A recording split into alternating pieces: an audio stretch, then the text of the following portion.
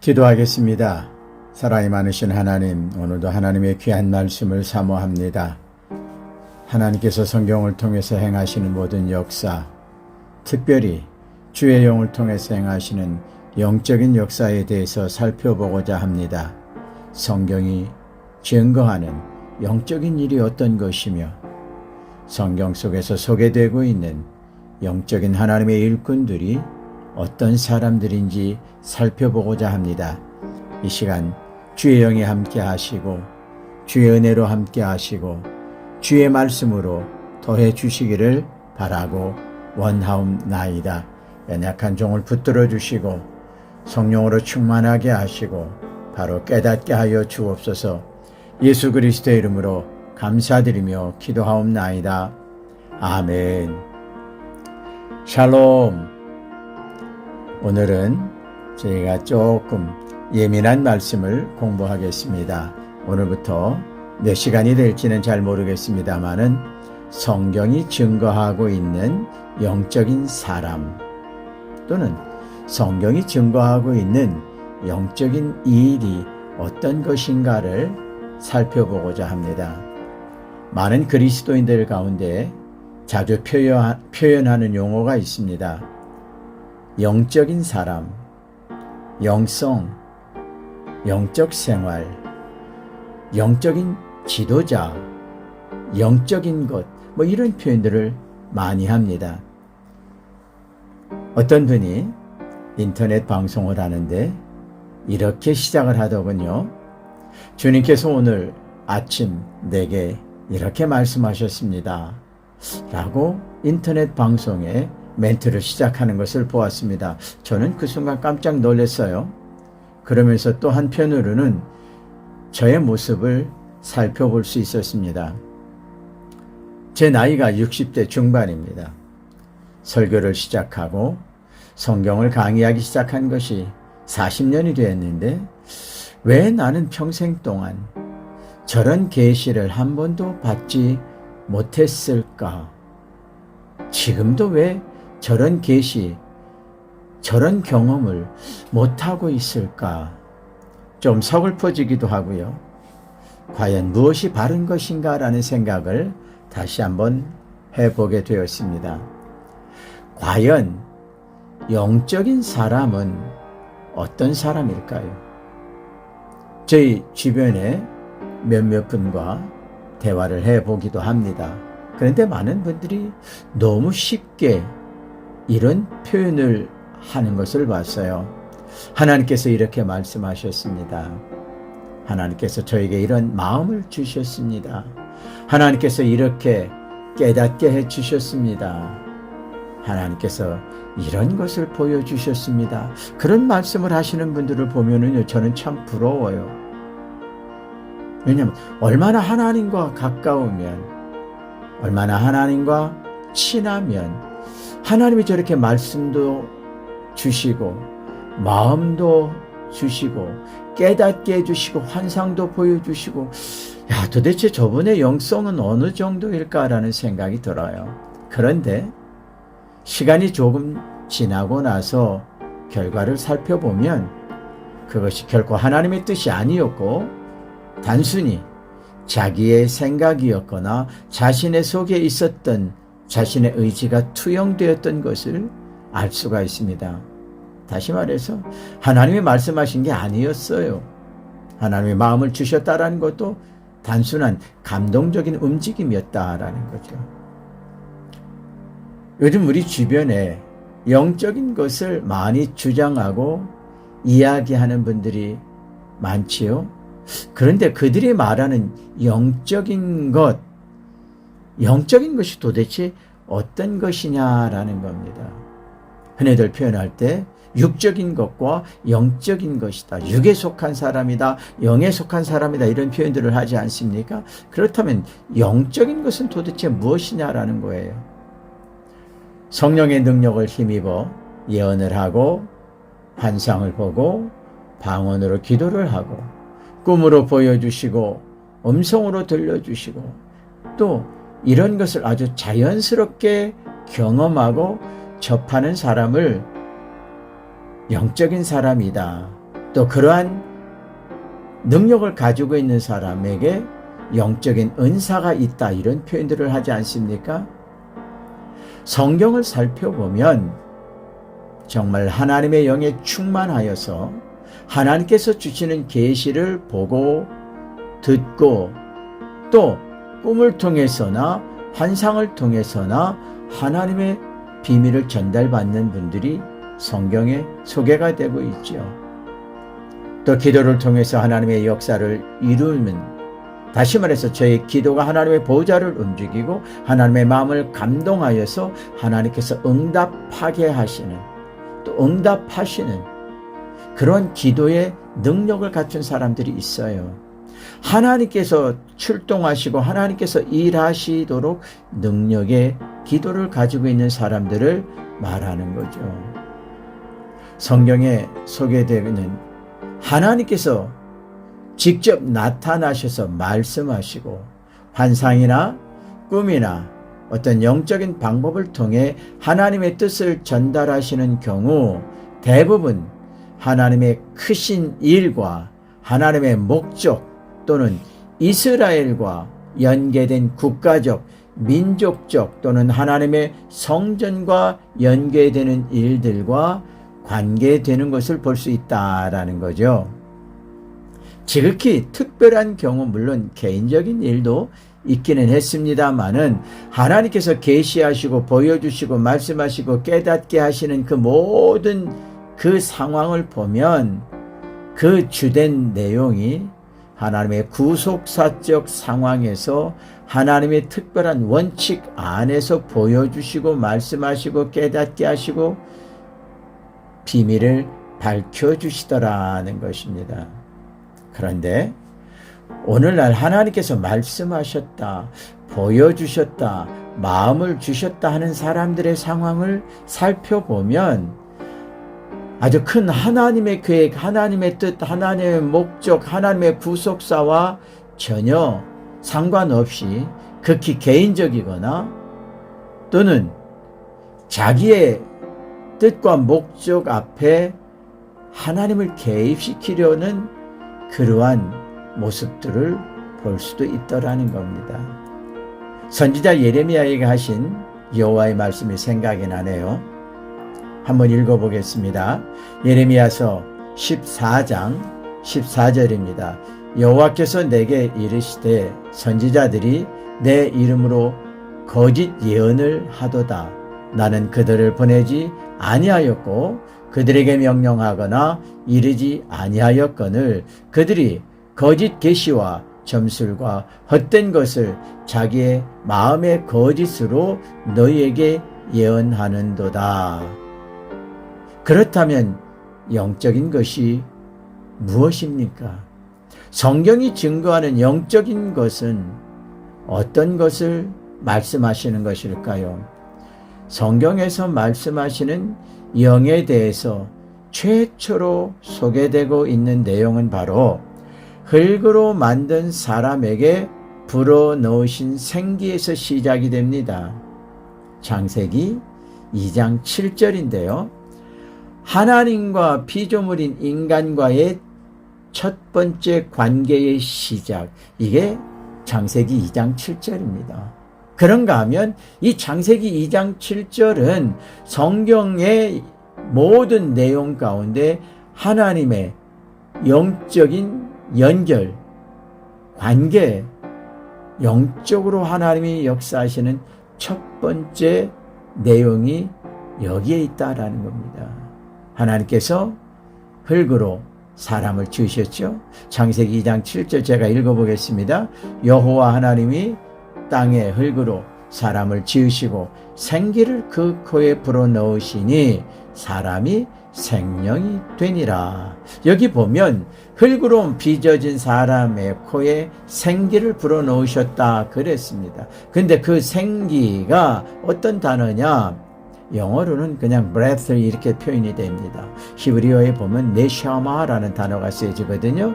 breath, 네샤마, 숨, 호흡, 하나님의 살아있는 숨, 이런 용어지요. 하나님의 바람이라고도 해석되기도 합니다. 그런데 에스겔서 37장 5절에 보면 마른 뼈들을 선지자에게 보여주시면서 하나님이 말씀하신 내용이 있어요.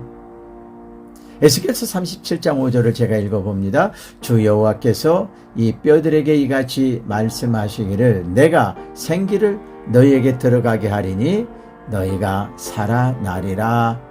아멘. 창세기 2장 7절에서는 하나님께서 사람의 코에 불어넣으신 생기를 네샤마라고 그랬어요. 에스겔서 37장 5절에서 마른 뼈가 살아나도록 마른 뼈에 불어넣어 주신 생기를 루아흐라는 히브리 단어가 쓰여지는데요. 이 히브리어 단어 루아흐 역시 브레스, 한국어로는 숨, 바람, 영, 하나님의 숨, 하나님의 영, 하나님의 바람으로 해석이 되는 용어입니다.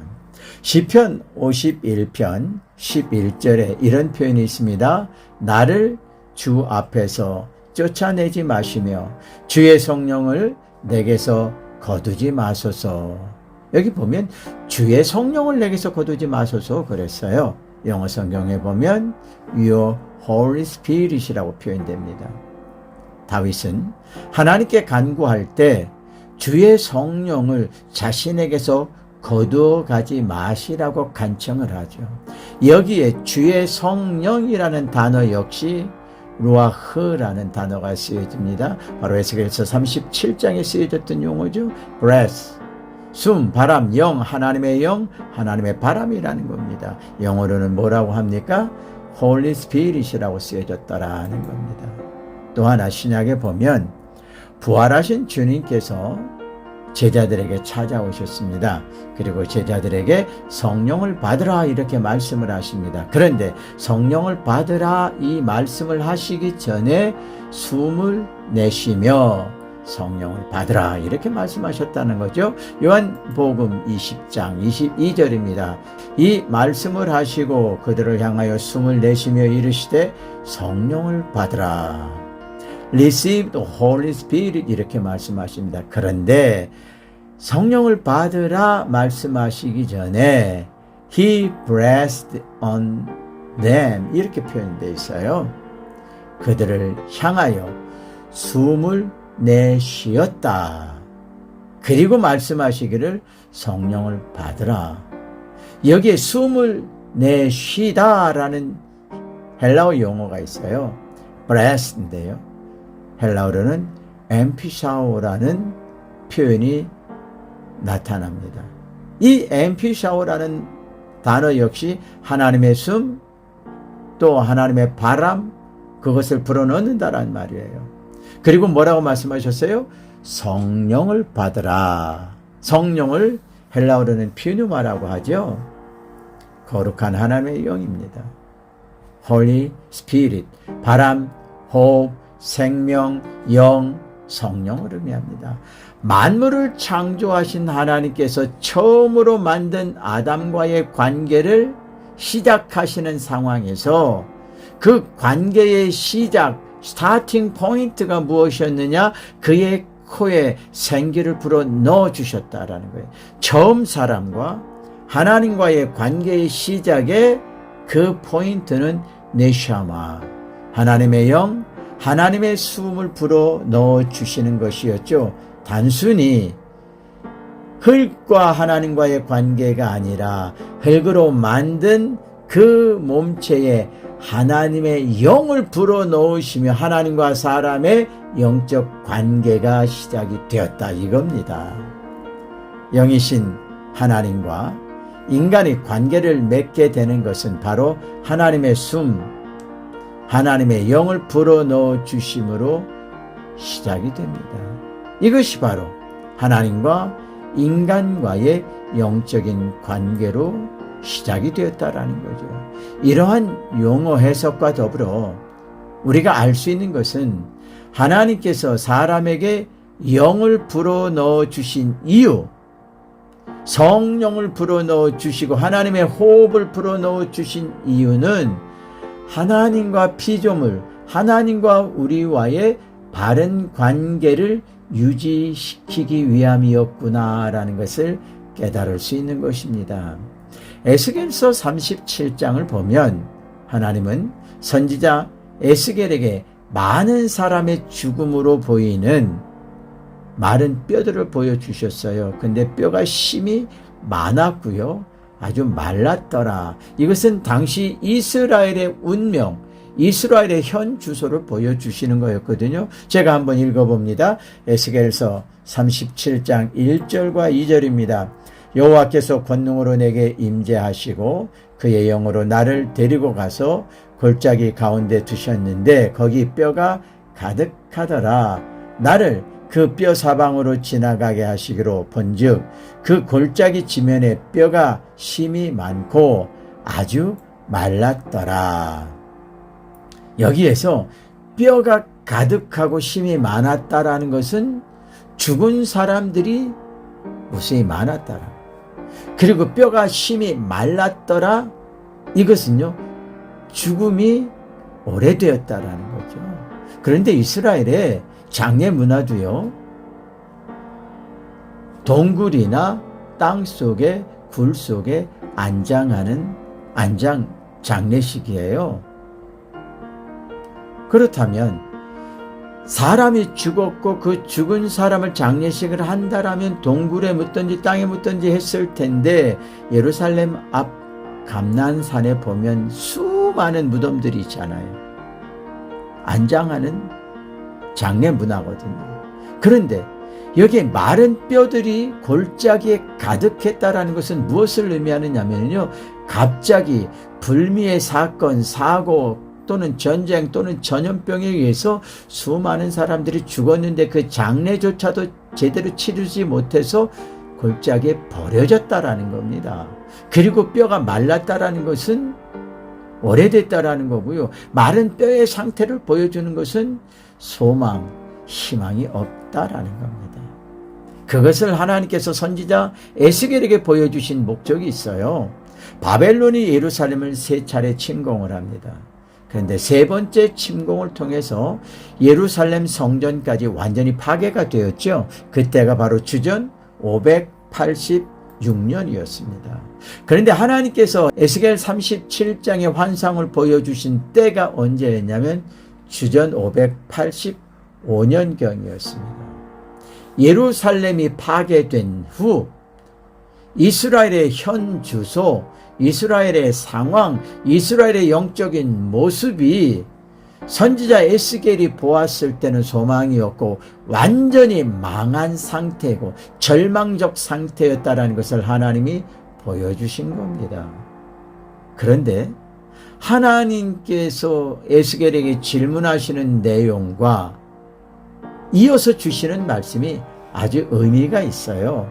에스겔서 37장 3절과 5절이 그 말씀입니다. 제가 3절 읽겠습니다. 그가 내게 이르시되 인자야 이 뼈들이 능히 살 수 있겠느냐 하시기로 내가 대답하되 주 여호와여 주께서 아시나이다.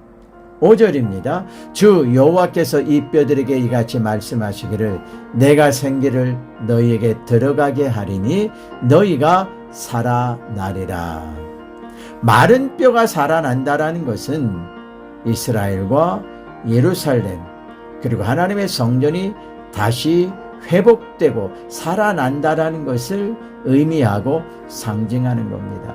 그런데 그것이 다시 회복이 되고 살아나는데 무엇으로 말미암아 이루어지느냐? 여호와의 생기로 말미암아 살아나게 된다. 성경은 이렇게 말씀합니다. 서두에도 잠깐 언급했듯이 여기에서 말씀하신 여호와의 생기 바로 히브리어로 루아흐, 브레스, 숨, 바람, 하나님의 영, 하나님의 숨을 의미하는 거죠. 하나님의 숨, 하나님의 바람, 하나님의 영은 곧 하나님의 성령 홀리 스피릿을 말하는 겁니다.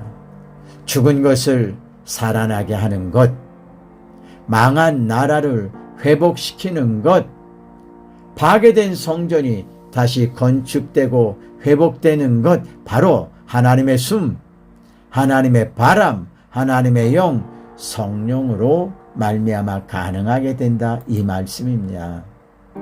이것이 바로 성경이 말씀하시는 하나님의 영의 역사에 대한 증거입니다.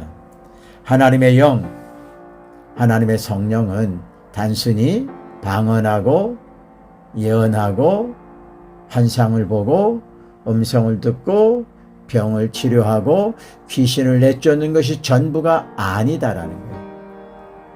오늘날 신앙생활을 하는 성도들에게 있어서 영적인 사람 이렇게 말을 하면은요, 영적인 은사가 많은 사람, 깊은 기도를 하는 사람, 예언을 하거나 영적으로 큰 능력을 가진 사람을 영적인 사람이다 이렇게 표현을 합니다. 성경에서 아주 유명한 인물, 하나님께 큰 사랑을 받은 대표적인 인물이 바로 아브라함입니다.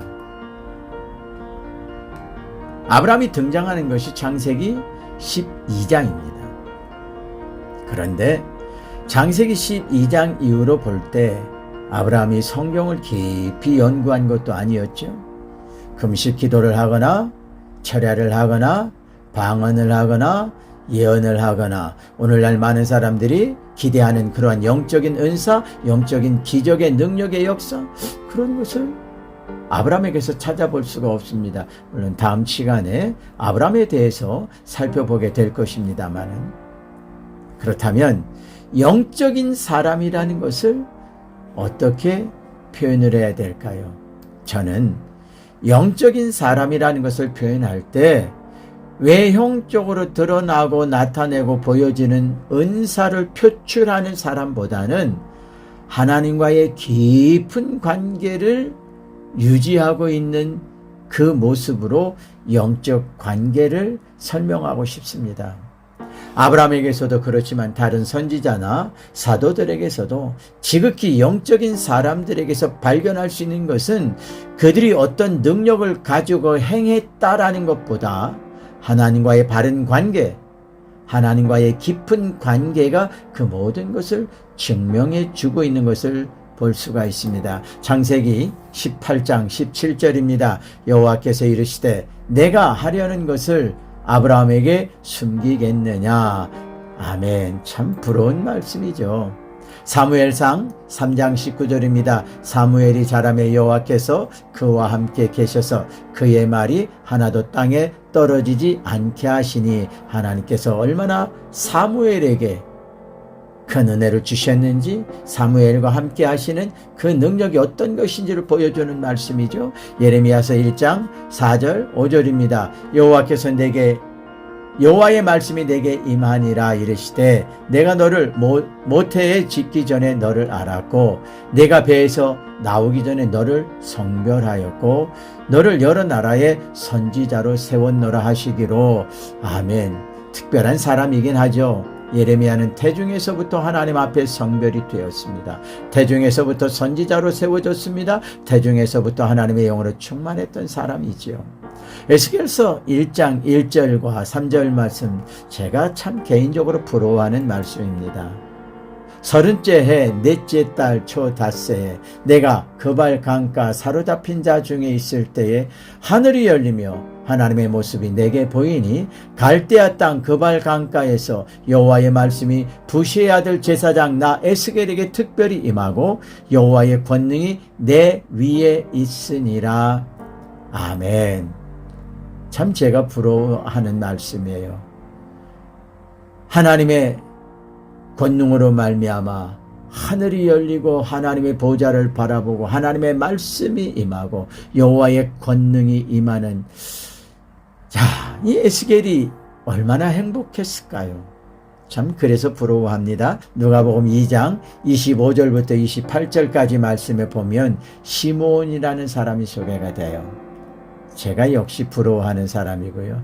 이 말씀을 제가 부러워해서 제 책을 사용하는 필명을 시므온이라고 이름을 지었어요. 읽어보겠습니다. 누가복음 2장 25절부터 28절입니다. 예루살렘에 시므온이라 하는 사람이 있으니 이 사람은 의롭고 경건하여 이스라엘의 위로를 기다리는 자라. 성령이 그 위에 계시더라. 그가 주의 그리스도를 보기 전에는 죽지 아니하리라 하는 성령의 지시를 받았더니 성령의 감동으로 성전에 들어가매 마침 부모가 율법의 관례대로 행하고자 하여 그 아기 예수를 데리고 오는지라. 시므온이 아기를 안고 하나님을 찬송하여 이르되 아멘. 성령이 그 위에 계시더라. 성령의 지시를 받았더라. 성령의 감동을 받았더라. 이 사람이 누구냐? 시므온이었다라는 거예요. 많은 사람들은 구약 말라기 이후 예수님께서 역사하시기 전까지 400년을 성령의 역사가 끊어졌다라고 말하는 그 시기에 이 시므온은 성령이 그 위에 계셨고 성령의 지시를 받았고 성령의 감동을 받고 메시아를 안고 하나님께 기도하며 찬송했다라는 겁니다. 이러한 말씀들, 지금 방금 제가 소개한 내용들을 보면은요, 하나님과 아름답고 바른 영적 관계를 유지하고 있는 하나님의 특별한 사람들이 소개가 되고 있지요. 하나님께서 사랑하는 사람들이었습니다. 하나님께서 신뢰하는 사람들이었습니다. 하나님께서 인정하시는 사람이었습니다. 하나님께서 자랑하시는 사람이었다는 것을 알 수가 있습니다. 구약과 신약에서 영적인 사람들의 공통점은 바로 하나님의 영을 통하여 하나님과 하나가 되어 있는 상태를 보여주고 있더라는 겁니다. 개인적인 표현을 좀 하겠습니다. 저는 어려서부터 그리스도인들 가운데서 정말 깊은 기도의 일꾼들, 정말 능력 있는 하나님의 말씀의 일꾼들을 직간접적으로 접했습니다. 어떤 분은 정말 하늘에서 불을 끌어내리듯 큰 은사를 가지고 일하는 사람도 보았어요. 또 어떤 분은 그 기도의 능력이 어느 정도 깊었는지 하나님의 보호자를 움직이는 기도의 능력을 가지고 기도하시는 분도 보았어요. 또 어떤 경우는 현대의학으로 포기한 사람, 죽음 직전에 처한 사람을 기적처럼 고치고 살리는 은사의 소유자도 보았습니다.